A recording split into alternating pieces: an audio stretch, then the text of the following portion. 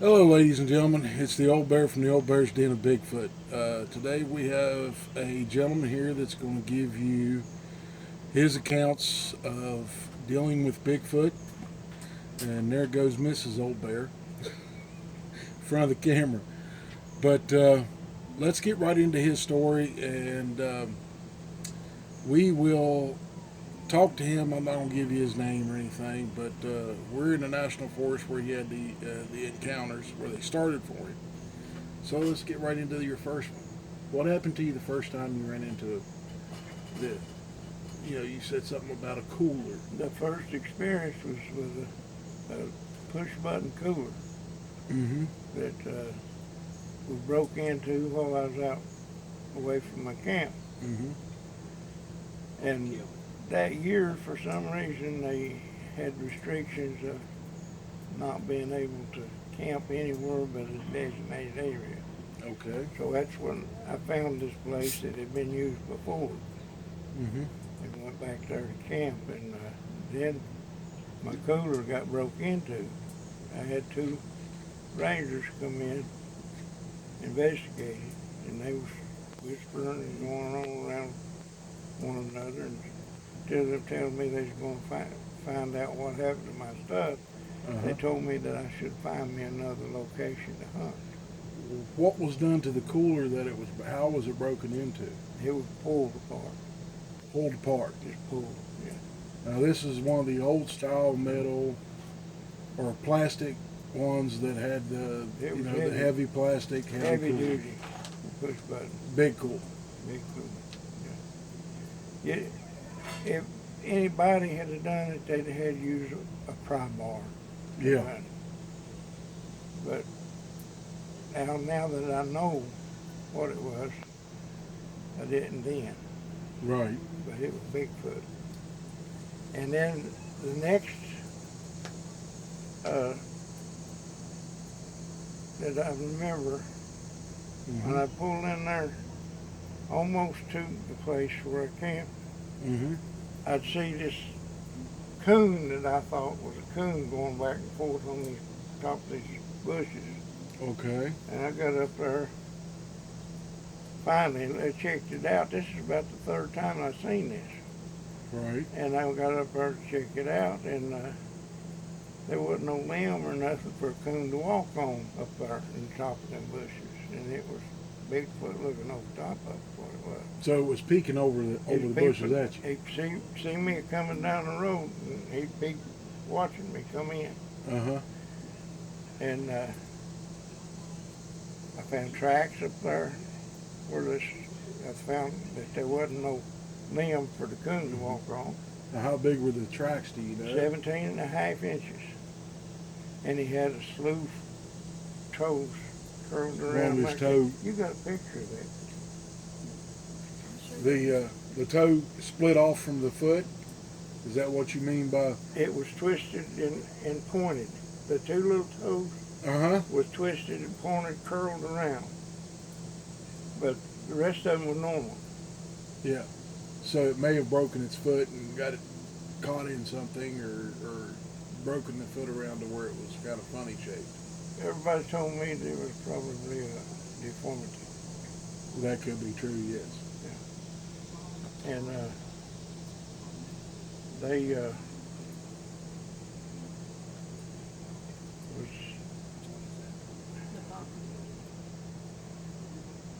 yeah he rushed me. What do you call them? Bluff charge. Fake charge, bluff charge. They did that 2 to 3 times, and they would quit. It would sound like a bulldozer pushing limbs and things. Mm-hmm. With no noise. Now, was that the daytime or night? I just had one experience of a night with them, Mm-hmm. and the rest of them was all daylight sighting. Okay. And he would just stop out of sight when he come rushing me. Mm-hmm. Just stop out of sight after making all that noise and turning and romping.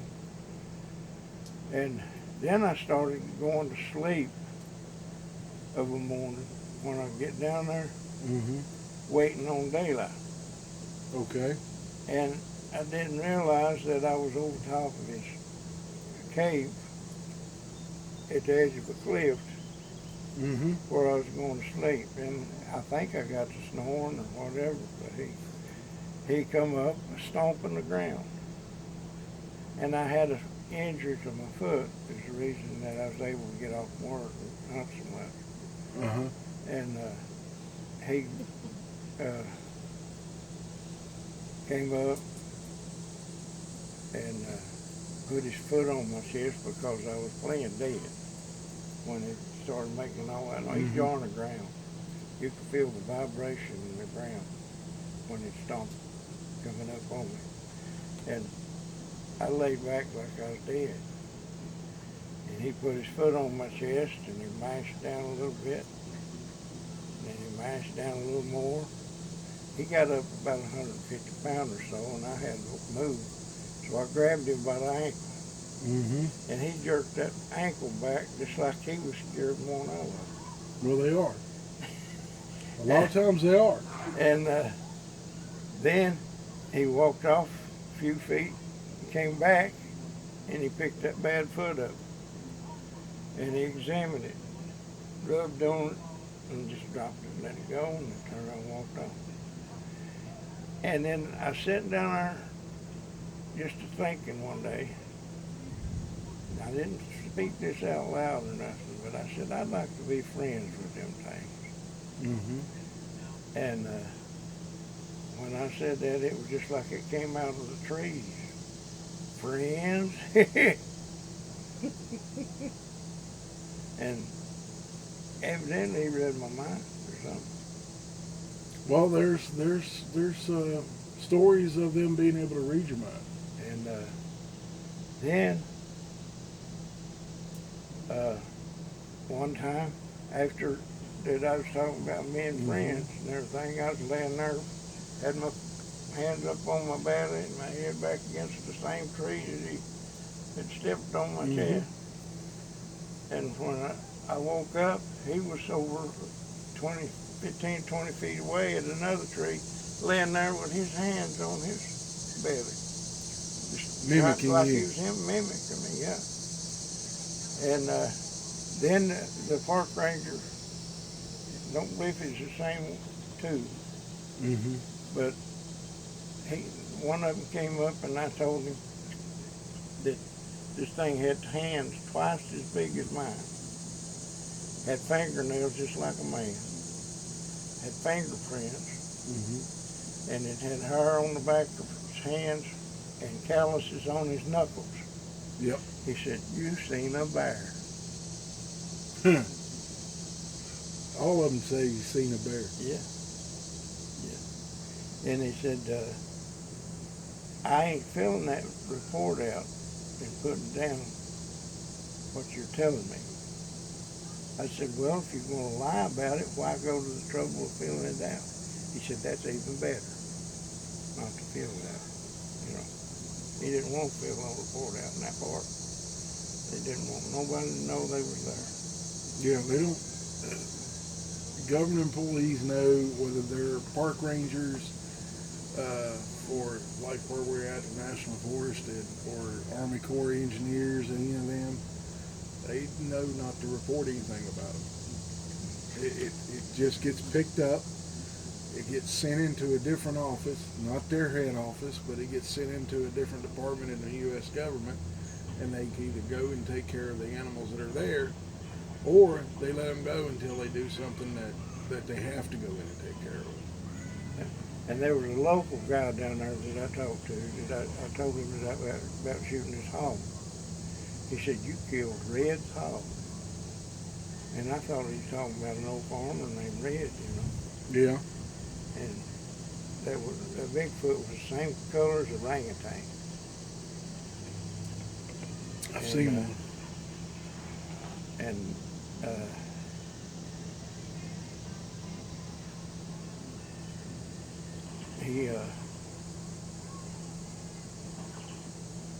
I believe he sent pigs by me. You mean he done a drive to you? Like a deer drive I believe instead of deer Bigfoot did a deer drive to me like a pig drive. trying to get me to get my pig and leave, you know. Well, I had an account of where a guy was hunting back home in West Virginia where a Bigfoot that had chased a bear up the mountain lost the bear, couldn't find it. The bear got away from it and ran into the hunter, went out the ridge and ran 3 does and a buck by this guy. So it happens. Now, I just wanted you out of the area. they were deer that came by me, and I wouldn't kill the deer because they had a law. You had to be a legal deer hunter to kill a hawk. Mm-hmm. And if I'd killed my deer, I wouldn't have been no more legal deer hunter, so I was afraid I'd lose my rights to kill a hawk. And he ran deer probably by me because I seen the deer kept looking behind him. Mm-hmm. And had good rifle shot at it too. I mean, I just didn't want to kill it because I wanted to keep on hog hunting. Right. And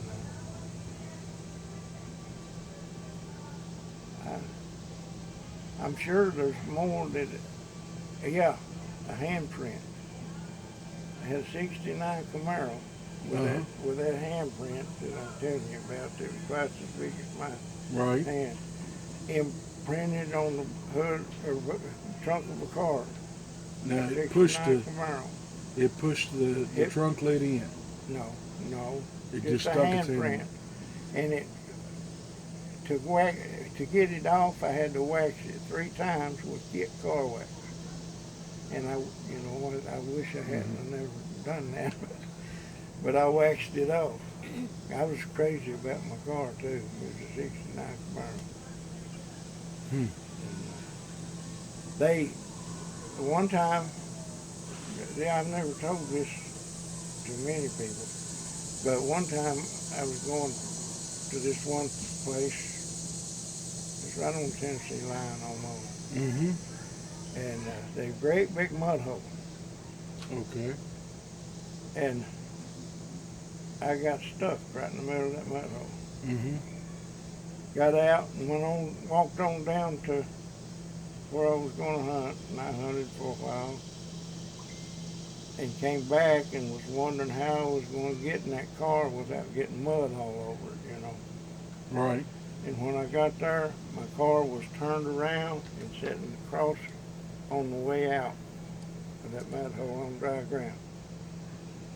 Were there skid marks where it had moved it, or do you think there was a couple of them that picked it up and turned it around? I think there's probably 3 of them that picked it up because that night time that I seen them in the night, all I saw was red eyes, and they was reflecting off my tail lights because I pulled in there with my cutout caps off, making a lot of noise, and they didn't like that, I don't think. Yeah, loud noise seems to bother. When I parked, I had my foot on the brake and looked and seen the eyes through the reflection through the mirror. And my foot on the brake and the car started moving, and it was in gear too. 396, 375 Camaro, and hit gear, and they was pushing it through the gravels.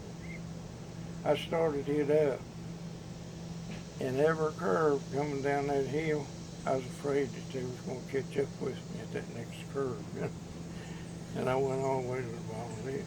Well, I'll tell you something that a lot of people don't know. A Bigfoot can run through the woods at about a speed of 40 miles an hour. Well, if they drop to all fours. That's another story. he was prancing. Dan, he was drawing my attention.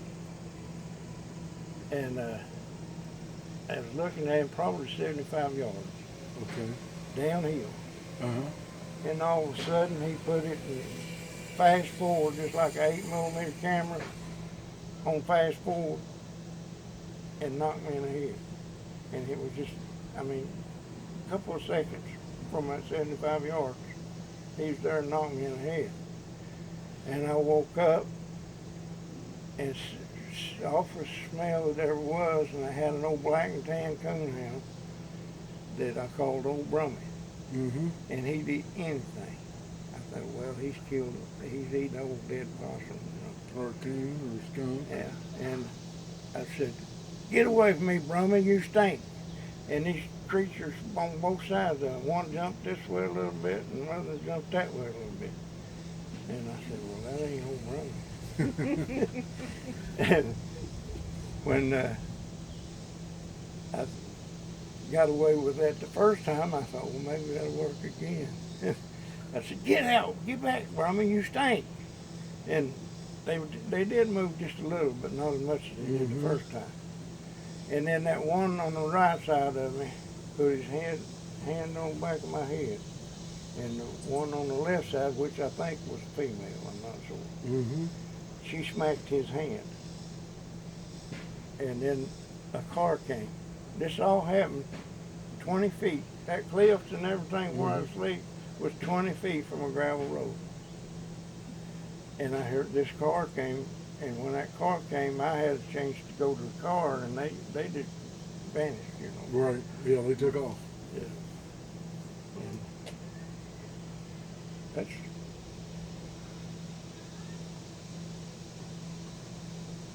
I can't think of nothing right now Mm-hmm. other than that. Well, this all happened to you starting in '72, right? When you first had your cooler broke, ripped apart, Yeah. and when did all this stop? When was the last time you were in that area? That's what I'm asking. Probably 85, wasn't it? That's what had the back surgery. I believe 1985.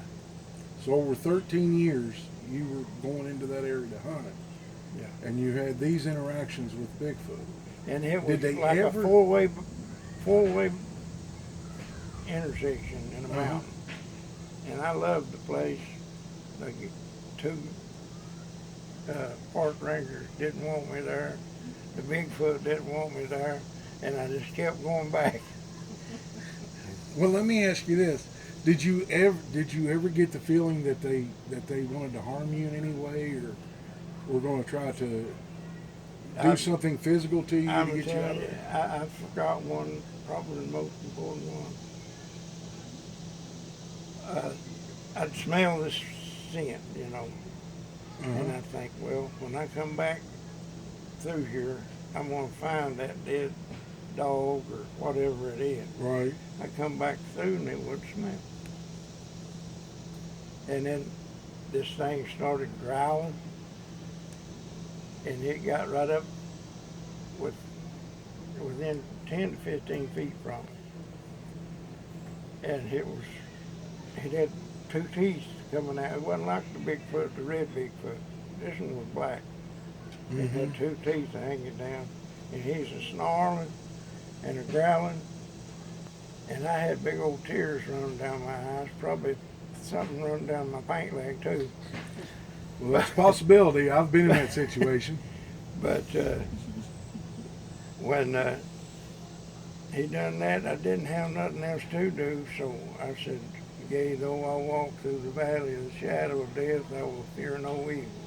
And them big old tears dripping off my chin. 23rd Psalm. And I started feeling vibrations in my chest.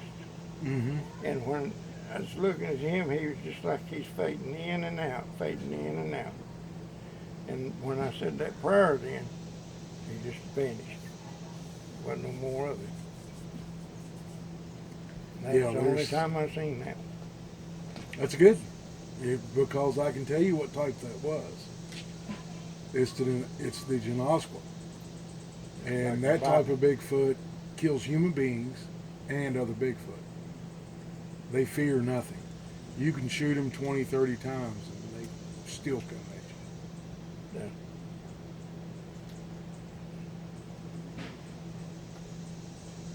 And I didn't want to tell it about the shooting one. Well, But I've had to do it to save someone's life. well, I had their interest at heart Right. because they wanted a specimen. Well, when I shot it though, they told me that I didn't shoot no Bigfoot, that I shot a bear, and if I told anything different, they would put me in the penitentiary. Well, that's about par for the course. And there were 7 or 8 black suited men down there, and there's several graveyards around, Mm-hmm. but there wasn't no fresh graves. But they looked like pallbearers. Okay. Yeah, that that happens a lot when someone has had to has been attacked by a Bigfoot, or when they've had to shoot one to defend, their wife or the kids or themselves or their own property. Those guys tend to show up. I dealt with them back in the early 90s when a friend of mine had he had taken his deer he got the day before over to a butcher, and we went over to pick it up, and for like 6 months after that they would stop me, just pull up, the state trooper would stop me, and then they would show up behind me and tell me to stay out of it, and I just look at them and laugh, because they couldn't scare me off. I said, you boys work for me, and if you don't believe that, you'll find out the hard way. I've got 2 more experiences to tell you about this. Okay. I told you that I had that 17.5-inch track. Mm-hmm. Well, I casted it, Okay. and I started to the foot of the hill, Uh-huh. and this guy got behind me, Okay. and he followed me, and I thought, well, he don't want to eat my dust. I mean, it was real dusty. Uh-huh. So I moved on, I tried to get ahead of him out of his way, and he just kept getting closer and closer. And finally, I just got to come on hard on and left him. Right. Then there's a bridge at the foot of the hill. It's this part I'm talking about. Okay. One of the rangers in the park was sitting with a roadblock at that bridge. Said, that man wants to see you back there. I didn't have no idea what kind of thing this was, Yeah. It was Jeff Meldrum, and he ended up with my track. I said, well, for $40 or $42 or something, I said, I can make 2 or 3 trips down here back in 1973 Mm-hmm. and get me another track. Ain't never got another track. When you want to make them, you can't find them. When you don't want to do nothing, you can find them everywhere. Yeah. And then associated with the same time, maybe the next day or 2, I was going back to get that track. This John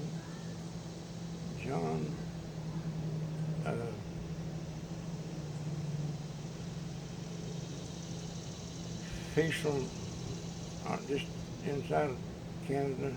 Mm-hmm. Bendenagel? Bendernagel. John Bendernagel come up wanting to hear about my sighting. He said, how many beers do you drink? And I'm talking, he flew from Knoxville up to this place. And he said, how many beers do you have? I said, 3. He turned around and walked off. Yeah, that's the way he is. Never took a statement at all. Yep. Anytime there was anybody that had a beer or had drank anything, he didn't take their sighting. Yeah. I mean, that's his personal preference. I mean, everybody's entitled to it. But a lot of people don't understand when you see these creatures, even if you're standing outside your car in the middle of the night, and you've been over there with a bunch of buddies in the middle of a field, and you walk over to your car and stand there and use the bathroom, and one walks up on you, you're not drunk anymore. That's cute. They're 9 foot, 8, 9 foot tall, 10 feet tall. And I've seen ones that are up over 12 foot. Well over 1,000 pounds. Well, that black one was bent over, but he was looking me right in the eye, though. They would probably be a 12 footer. But they are, they definitely will kill the alcohol that's in your system real quick. Well, it wouldn't affected my story. I mean, Right. I was there to tell him the truth, Right. and the 3 beers was part of it, Yeah. you know. But it happens. Yeah. I mean, there's a lot of people that, country boys don't go downtown Columbus or Cincinnati or Lexington, Kentucky or Louisville, Kentucky. They don't go downtown to have fun. We go out in the middle of the woods and sit back and drink beers and we Next sit to on a the bonfire. sit on the back of a tailgate and have a big bonfire and talk to the girls that show up and the other guys.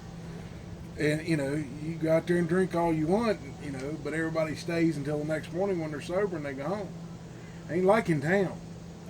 We go out to have fun and we just sit around and have fun. And a lot of people don't understand that, and that's the reason a lot of people, when they see them and they hear that they drank something. But when you see one and you've been drinking, you're not drunk anymore. Another thing about that place, I saw 2 500-pound hogs, at least 500 pounds. And that's another problem I had. I was obsessed with getting one of those big 500 pounds. hogs. And I passed a lot of smaller ones up, Mm-hmm. thinking that I was going to get a shot at that big. But that never happened either. That happens. Was there anything that you wanted to tell the people out there about Bigfoot? Do you I know there's good ones and bad ones. Okay. The good ones you can be around, and the bad ones you can't, huh? Right. Okay. All right. I thought of another thing. Okay. When I would go in there with my dinner, Mm-hmm. peanut butter and jelly sandwiches mostly. One time I smeared it on a tree. And Okay. when I pulled back up there, I got 3 whoops. Whoop, this way, whoop, and that way, Mhm. whoop. And that was after I smeared this blackberry jelly and peanut butter sandwich on a tree, Mm-hmm. thinking that I was going to keep some coons in that tree nearby so I could bring my pups back in there with me. Did it work? Well, they got all the peanut butter, I think. Then I would hear noises and hobble off down the trail to find out what them noises was, Uh-huh. and come back and my lunch would be gone. Yeah, they're And pretty good thieves. one time I found a little mouse on the middle of the leaf, and it spread out just like it was placed, purposely that way. And the same place then, the next few days, and I had my lunch there and heard the noise, went back down, come back. There was a little woven out of something that looked like honeysuckle vines Mm-hmm. in a ball. Just a sort of a round ball. Well, I didn't think about what it was, I didn't know what it was really. But then a couple of days, same thing happened, and there was a doll there. And it had arms, legs, feet, and it was 3 inches tall. Okay. I sold my brother-in-law a truck, and 7 years he drove that truck, and I never got my doll back. Well, that was a gift. That was probably from a young one or a young females, or the females in the The one clan. that smacked that in the hand. Yeah. Might have been. Yeah. because he wasn't supposed to touch you.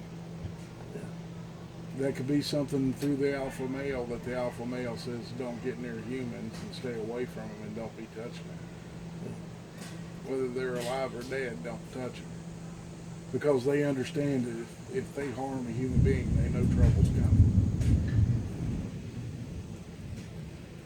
Unbelievable. Yeah. Because they're very intelligent. And a whole lot of this would fade in and out. Like one week, I'd remember everything that happened the week before. Mm-hmm. Next week, I'd be back down there with my head up against that tree asleep. Mm-hmm. And I was just like I forgot it, it didn't happen. Didn't know anything. They can do that with infrasound. They can Well, now interrupt your that was brain something to process. do with that vibration in my chest too. That's infrasound. And when the vision was blurry Mhm. and my eyes were watering or tears, I think it's actually tears, scared to death. If that could be it, yeah. But that's stuff that they can do with infrasound to you. Wild turkeys emit infrasound. Lions do. Any predator and a lot of and turkeys when they gobble and they do that drum, that's infrasound coming out from them. It emits to other gobblers that are in the area that I'm dominant. You come over here, you're gonna get your butt whipped, and that's what they're telling them.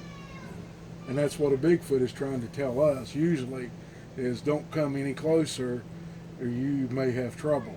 But 9 times out of 10, they're gonna run off. But it just takes that one time out of 10 to where you're not breathing any longer, and then that whole clan gets killed. I thought of something else. Okay. This dog that I had, female dog, she didn't come in. And going home time. Right. So I left her. And I left feed there. Mm-hmm. So when I came back, she was still gone, but the feed was gone, Right. And I left more feed. And this happened several times. I'd go back and I'd see evidence, tracks and things that she had been there, but I couldn't call her up. She wouldn't come to you. She wouldn't come to me. And then after I quit leaving feed, she came up. And I'm thinking that they was using her to get that feed that I was Could throwing be. out for her. They're not stupid. And, They're pretty smart. Also, the next few days that I went down there coon hunting, Uh-huh. I'd get dogs out of the car and they'd try to get back in. Well, they know trouble's around then. They had their tail between their legs and their head down, and they scrambled to get back in their car. Yep. The Bigfoot were close by. They were within probably 40, 50 yards and they could smell it. Probably more like 100 feet. That's a good possibility. Yeah. Now, for some reason, after I had the dealings with the ranger that told me that I'd be penitentiary if Mm-hmm. said anything about that happening down there. Well, I've lost track of thought. Well, what happened to the Rangers? You think he's still on Well, in the... Another coincidence about this place, Uh-huh. first 3 years I wasn't allowed there because they was an FBI hunted there. Federal agent. Yeah, FBI. And he kept everybody away from it. And then one year he said, next year I ain't gonna be here. So So that was my invitation to come in, Yeah. and that happened, but I forgot what I had on my mind when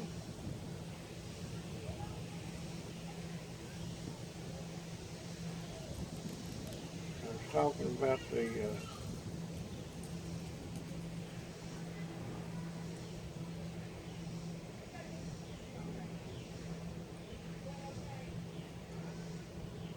dogs not hunting and getting back in the car.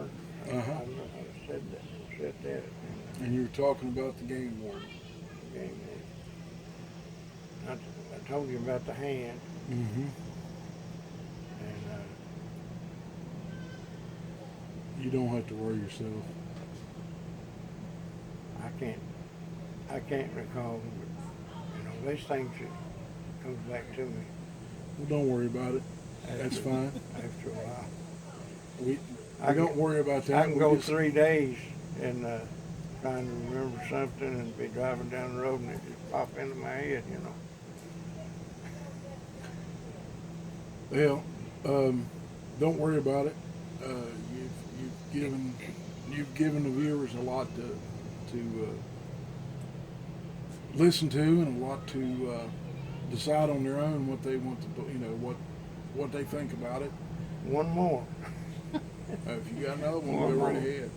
ahead. It was just like something told me to duck or something, put it in my head to duck Where were you at? at this same location. The same location. And this 2.5 foot, probably 4 inch, 3 to 4 inch diameter long, was changing ends as it went over my head when I was told to duck, and it didn't miss me 2 inches. Well, they use those on deer. Well, it almost used it on me. Sounded like somebody got in trouble afterwards. Was what I would say what happened. One of them took offense to you being there. Yeah. And slung that at you. And if it Yeah. wasn't the alpha that done it, the alpha probably took him aside and showed him what for. And pre-warned me. Something Right. through my head. Yeah. Alrighty. Well, ladies and gentlemen, I hope you enjoyed the video, and everybody knows that we came down here into National Forest this weekend, and this gentleman has came down, and I want to tell you personally, thank you for everything that you've You're brought welcome. today, and we enjoy it. And ladies and gentlemen, y'all stay blessed, and we'll see you next time on the Old Bear's Den.